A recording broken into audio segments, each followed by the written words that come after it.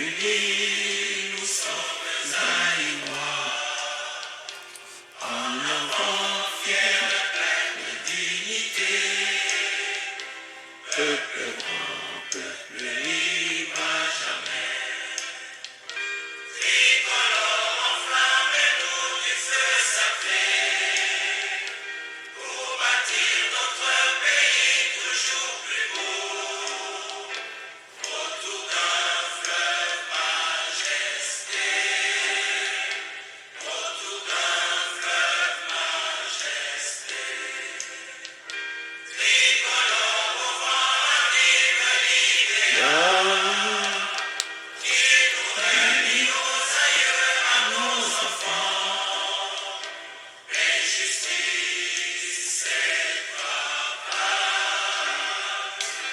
Et justice et travail.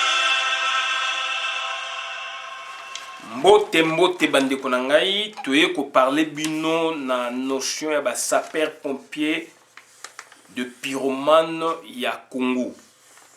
Sapeur pompier politique de pyromane ya Congo elingi koloba nini ezali ko elingi koloba bandeko oyo bazali donc kopelisa moto et puis bango moko susu baye bapelisi moto batie bino na désordre.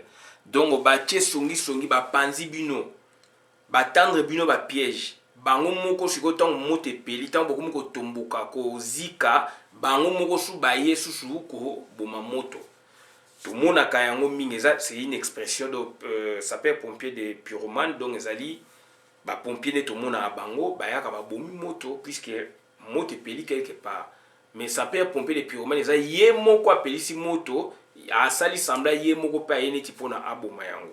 Donc bandeko na ngai yango toye komona yango rapidement. Donc c'est très important puisque situation na Congo ezali très catastrophique, mais bato bazali komona yango te. Bato bazali komona yango te parce que bato bazali ba aveuglé. Bato bazali aveuglé donc la situation oyo ezali koleka na Congo puisqu'il y a manipulation derrière. Manipulation derrière bandeko na ngai. Donc manipulation wana euti kaka na bandeko na biso. Yango wana donc biso pe tozali pe ba congolais tozali pe ko sala pe effort pour que situation eyebana polele puisque bango bazali ko zipa makambo wana biso tozali ko fungola yango alors que RTNC radio nationale télévision nationale ezali na mboka na biso batongi yango na mboka ya ba congolais. Donc administration na ya la voix d'Isaïe ezali ya ba congolais o abengi lelo RTNC ezali na télévision ezali na radio mais elobaka vérité te et comment ko dénaturer makambo et comment ko ba makambo lokuta ndenge nini boza na confiance en mboka wana. Donc bandeko na nga c'est très important parce que situation oyo soki to telemila yango te mutu akosala yango azali te. Lelo bazali ko mabino le bazali ko mabino par-ci par-là consultation boye mais groupe wana bazali motomoko bazali ba sapeur pompier de pyromane de pyromane ngi ko banini qui allume délibérément des incendies. Donc au sens figuré, personne qui provoque volontairement les maux qu'elle est censée combattre.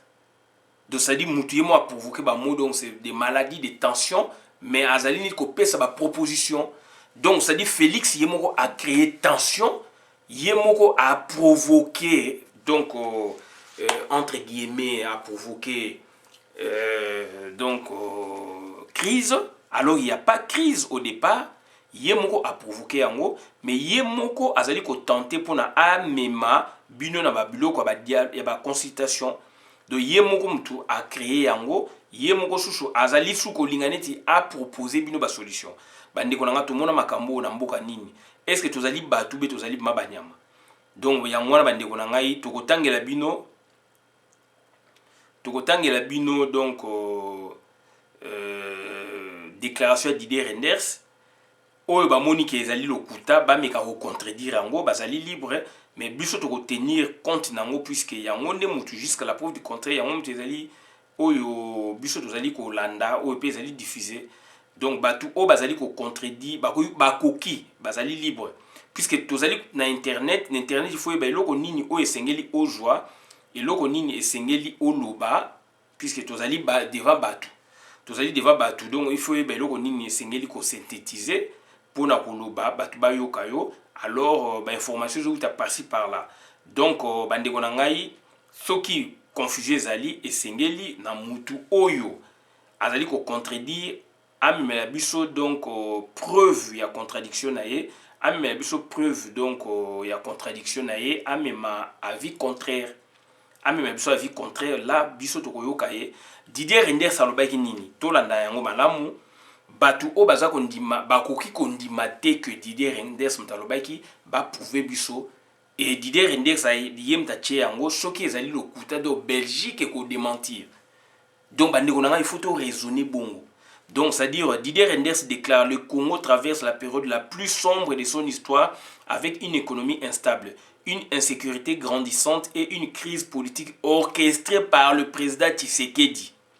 Nous estimons que nos intérêts n'ont plus de place actuellement en RDC et cela en grande partie par le président Tshisekedi qui semble ne pas avoir la main sur la gestion du pays suite à l'inexpérience et sa capacité produite à produire, n'est-ce pas, des promesses utopiques. La Belgique s'engage à respecter les droits des Congolais et clame son indignation à avoir soutenu un président qui passe plus de temps dans les salons européens qu'à développer son pays. Donc, on a Mundele Mutalobiango, Didier Reynders Boebie, Azali ministre, donc, il y a ministre des Affaires étrangères belge. Dans la défense, il a déclaré en gros. Donc Didier Reynders déclare ceci: le Congo traverse la période la plus sombre de son histoire avec une économie instable, une insécurité grandissante et une crise politique orchestrée par le président Tshisekedi. Donc Makam Tozaï Koye Sabino Yemoko Mouto a créé en gros. Ça perd donc pompier de pyromanes à Zabongo a créé problème. Si quoi azali ko feigner donc faire donc ça dit azali ko combattre et loko ya créer alors il a créé en opona intention na eza ki bongo bolingo na elengi na eza ki bongo amona batu ba souffrir amona batu donc ba kufa amona batu baza ko zika amona batu baza ba problème yem ta créer mais aza ko ya nita pe sa solution okozanga ité yango tozo senga na bino bazwa bino te donc Félix azo etilo mo yemo mta créer crise wana mais yemutu vous allez comme ma consultation bandeko nanga est-ce que toza bana mikobe tozali bato toza ba cerveau et donc c'est-à-dire azali téléguidé par les Tutsi Power. Félix Antoine Tshilombo azali téléguidé par les Tutsi Power. Azana momoko kolobate azana loko moko kolobate donc c'est le Tutsi Power mutazali ko téléguidé. C'est les Tutsi Power mutazali ko téléguidé. Donc c'est très important ma kamto sabino. Ya ngwana toza ko senga na bino, il faut misu na bino za la polele, ya ngo biso tozali ko ya derrière to loba puisque na RTNC, o ezali censé eloba makambo ya bo solo ekoloba kate. Yango biso bino kuna tozali moto moko yango tozali koloba. Bazali téléguidé donc na Tutsi Power ba patron na bango. Puisque balingaka mandaté. Leur problème c'est que donc na deuxième mandat qui ko poser problème puisque premier mandat au yango. Ce qu'il faut soit deuxième mandat. Okoyi ko ratango mubule koyi ko bima. D'où siko yango bazali ko mema bino na consensus. Baza ko mema bino vers les dialogues. Donc baza ko mema bino déjà consultation donc synonyme to yango dialogue et puis baza ko mema bino na balingi ba mema bino na transition. Avec quels moyens, selon quelle procédure, sous quelle forme. Sous quelle forme. Quelle est l'autorité compétente pour agir, à créer Bongo, Félix. Est-ce que à cause de sous quelle forme, selon quelle procédure. Yangwana donc banda kalete le melaki na mutu. Alobela ki bino na mois de mars oyo toujours qu'il y ait dialogue na loba yango. Naloba yango Félix avant kuta loba yango nga na loba ki yango et aye ko loba yango na mois de mars bako mema batu na dialogue mbala moko donc pandémie et ekoya coronavirus et lelo ayeko bimisa bino nini consultation pour en faire quoi puisqu'il a son projet, il a ses idées arrêtées qu'il va les appliquer contre le Congo pour pérenniser le Tutsi Power, puisque le Tutsi Power n'aime pas de mandat politique.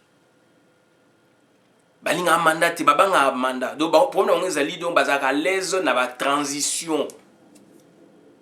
Bazaka l'aise na ba transition, c'est-à-dire na ba transition pour na bango ezaniti ordre moko négocier. Transition ezaniti bozo solo na batu, va transition bo sala ngo bo solo na batu. Pour na bango bo apaiser batu puisque élection zo bimisa toujours ba tension pays zo za la diviser. Alors pays ko za diviser te soki batu o bazali ko diriger mboka bazali vraiment batamboka wana bazape ko sala misala mboka wana o mboka nezali ko senga pour na mboka ezana besoin nango. Le pays a ses besoins. Le pays a ses besoins, c'est comme un enfant a ses besoins. Est-ce que vous êtes papa? Vous arrivez, n'est-ce pas, à satisfaire les besoins de vos enfants, c'est-à-dire leur acheter des habits, les nourrir, s'occuper de leurs instructions, etc., etc. Ça, ce sont des besoins, yabana. Donc, sortir na bango, na loisirs, etc., Disneyland, boue, est-ce que on s'occupe pas na bana na yo? C'est comme donc le pays. La population a des besoins. Le pays a des besoins. Pays ezako exiger, ezako besoin, pays faut ezali na besoin le koboy, ezali besoin le koboy, ezali besoin le koboy mboka etambola. Mais bango bazana bango pour une transition interminable. Sur 23 ans, il y a transition à Congo. Kobanda donc AFDEL. Mobutu a salé donc transition il y a 7 ans. 90, 97, babengani. Si quoi AFDEL est cette transition il y a 16 ans. Enfin, AFDEL 16 ans, ils allaient donc de 90 jusqu'en 2016. 2006, donc 16 ans. Mais AFDEL lui-même a bouffé combien d'années à transition, s'il vous plaît, hein? Donc, je me corrige. AFDEL de 97, AFDEL Yewana, PPRD Yewana, FCC Lelo Yewana, AFDEL a bouffé de 97, transition TI na 2006. 9 ans. AFDEL, PPRD, donc FCC, Tutsi Power, Bangwana, a bouffé le sous transition de décembre 2016 jusqu'en décembre 2016 jusqu'en décembre 2018. 2 ans. Donc AFDEL sur 23 ans, il y a AFDEL. Donc bah, transition, il y a 11 ans. Bah, gouverner Mboka, 12 ans. Et de quelle façon? 2 mandats Hippolyte Kanambe, Félix Azasko a 2 mandats 5 ans, 10 ans, Félix Azan a 2 ans. Bazoli ngane ba boma yango. Puisque bayokana ki fatika bokonzi après 2 ans, toloba yango. Ba forcé, donc bayokana ki bongo, azako respectango te, il faut démissionner. Donc yango yo azo mabino na transition pour créer une sorte de conciliation. Demandé ou commandé par les Tutsi Power. Tutsi Power il y a un mandat vraiment. Excepté au Hippolyte Kanamba Salaki. Puisque baza komona ke na mandat oyo Félix Azanango, soto bito ke na 2023 to organiser l'élection risque zali Tutsi Power et perdre na Félix nae. Puisque peuple a sa télémi peuple à l'amuki. Et d'où Sikoyo, qu'est-ce qu'ils veulent maintenant? Bah, Yebisi Félix, bah, maintenant ma consultation pour créer le gouvernement d'union pour prolonger l'existence na bango na Congo et prolonger donc durabilité na bango na Congo. Transition ne vous a combien de mois, combien d'années? Après transition, on a maintenant organisé les élections, bah, ouais, sur bah, bouki yango, ainsi de suite. de sali transition déjà à 16 ans. A Fidel PPRD, donc bango moko tout y power donc na 16 ans là bango mo ba bouffer combien d'années à transition? Combien d'années bango ba bouffer à transition? Donc bande konanga voilà makambo to yeka ko sabino yangwana donc to suki awa bola na vidéo malamu na compte communauté ezali passe mingi ezali mawa mingi bande konangai donc ezali mawa mingi puisque représentant l'État ezali votre président protocolaire azali ko consulter classe politique à Congo et après et ko memaye pour à partager pouvoir donc na muto ya lingi na muto ya sepeli na ye na parti politique o ya sepeli nango parti politique o bazali na ye. Là maintenant tu assister na situation moko nane salamate na Congo. Situation mona esamate na Congo et puis donc ezali ko bana 60 depuis démocratie na biso ezali ki installé na démocratisation ndenge donc tu vu la situation moko donc esamate na Congo et puisque le président de la République protocolaire bien sûr Yemoko a créé tension, Yemoko a créé crise. En créant la crise, maintenant il consulte la population puisqu'il vous a promis qu'il viendra vers vous pour faire une adresse, une communication. Que va-t-il dire? Alors que c'est lui-même qui est pompier de pyromane. C'est lui-même qui a créé cette crise. Et en la créant, donc il a neutralisé les institutions de l'État. Les institutions politiques de l'État, entendez donc le gouvernement, il l'a neutralisé. Le Parlement, il les a neutralisés, donc c'est-à-dire les deux chambres, il les a neutralisés. Et que cherche-t-il? Puisqu'il a neutralisé tout. Là, Félix, le fait qu'il a accueilli la consultation, il a créé crise, Azali donc pyromane politique. Pompier de pyromane politique na Congo. Donc, il visera toujours la transition, il visera toujours le dialogue, mon place dialogue égalité. Le dialogue interminable. Mutu manda na ezali kosi la Hippolyte Kanambe yé na papa oyaye surtout yé bazali kotinda yé mingi donc ba créer les biso pré-dialogue ba créer les biso dialogue alors bazwa ki mbongo et lelo yé wana koma na bokonzi oya juana lelo azo na consultation alors on suppose bele ba institution na bango et vandaki ba sepela ki ba betana maboko alobaki en langue boyoka kita basalaki prestation de serment. Les lots ont mis ma consultation pour en faire quoi? Donc c'est un pompier de pyromane politique na kata Congo. Yemo a créé crise, yemo a zolu ka solution ou eko arranger dans l'entretemps à neutraliser gouvernement bien que bimaki na ba loyenge ndengmona bango à neutraliser donc les deux chambres. Tout ça nini azo kolinga ko faire dévier biso makama minembwe dont il n'arrive même pas à prendre une décision. Et biso de telemi, biso de zakoloba, tokoloba, tokolembate, et zamboka na biso. Voilà bande konangai makam ona ya koloba yangwana donc Félix Azali donc pompier de pyromane politique na Congo qui n'aime que les transitions. Qui n'aime que les transitions. C'est lui-même qui a créé la crise. Didier Rendé Salobiango. En créant la crise, il neutralise les institutions. Les institutions, les alliés donc neutralisées. Les alliés neutralisés.